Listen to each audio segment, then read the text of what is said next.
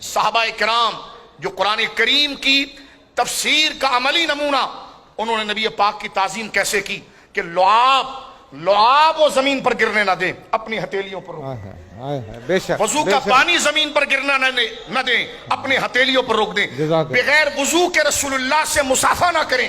حدیث پاک میں آتا ہے کہ دو شخص چلے آئے اور ایک درخت کے پیچھے اپنے آپ کو چھپا گیا، اور ایک نے آ کر جناب رسول اللہ سے مصافحہ کیا، اور مصافحہ کر کے جب لوٹا تو اس نے پوچھا کہ تم نے ہاتھ کیوں نہیں ملایا؟ کہا میں نے اس لیے نہیں ملایا کہ میرا وضو نہیں تھا۔ حضرت سیدنا عثمان ذی النورین رضی اللہ تعالیٰ آپ اپنی شہادت کے وقت باغیوں کو یہ جملہ کہتے تھے، وَلَا مَسَسْتُ يَدِي عَلَى فَرْجِي مُنْذُ بَایَتِ رسول اللہ۔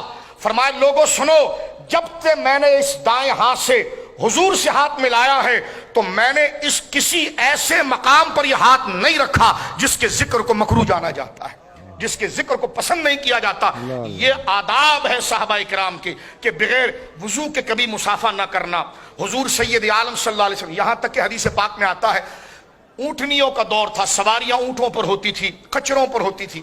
جناب سید عالم کی اونٹنی قصوہ یا غضبہ، آپ کی جو اونٹنی ہے اس میں سے ایک اونٹنی ہے، جناب سید عالم صلی اللہ علیہ وسلم اس پر جلوگر ہوتے ہیں۔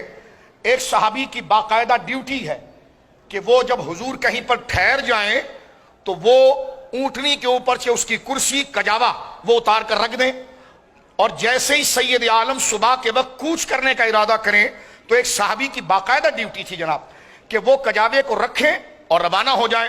آپ دیکھیے انسان ہے، بشر ہے، کبھی بھی اس پر عارضہ بشری طاری ہو سکتا ہے۔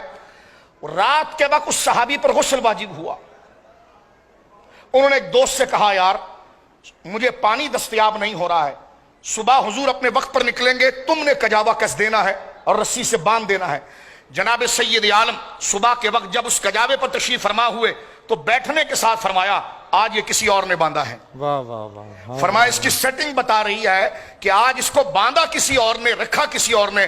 پوچھا گیا وہ کہاں پر ہے؟ کہ حضور بس وہ آ رہے ہیں۔ وہ جب پاکی اختیار کر کے حضور کی بارگاہ میں پہنچے، سرکار نے فرمایا تم کہاں پر تھے؟ کہنے لگے یا رسول اللہ رات کو میرے ساتھ یہ واقعہ ہوا اور پاکی حاصل کرنا مجھے ضروری تھا، تو میری غیرت نے یہ گوارا نہیں کیا کہ مجھے پاکی چاہیے اور میں آپ کی کرسی کو ہاتھ لگا دوں۔